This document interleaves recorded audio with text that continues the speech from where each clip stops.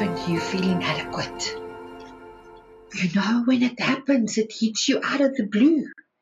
And you just feel inadequate and insufficient and not good enough and all that stuff. So what do we do when we feel inadequate? And what happens when we feel inadequate?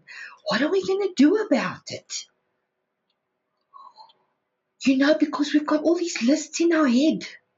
And we've got lists in our head of what we're supposed to look like, what my hair must look like today, and, you know, what am I wearing, and is it good enough, and what will people think of me, and, you know, and when we feel inadequate, we always think, oh, now I've just pushed this whole thing off my head, yeah.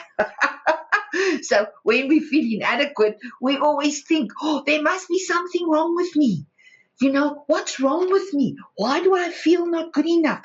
No matter what I do, it's never enough. It's never appreciated. I feel so inadequate. I feel inadequate as a mother. I feel inadequate as a friend. I feel inadequate as a partner. And you know what? No human is exempt of feeling inadequate at times. No one of us is ever exempt of not feeling good enough. Unfortunately, that's a human malady that we all need to contend with. So if you're feeling inadequate today and you're feeling not good enough, let me remind you of something. There is no other like you on this entire earth. And there will never be another one like you ever again.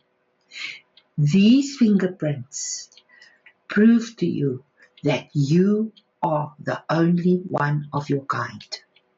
Now, if you have to think about it, then you're really going to feel like, oh my word, there's nothing on this earth that's like me. It's not a reason to feel inadequate. It's a reason to celebrate.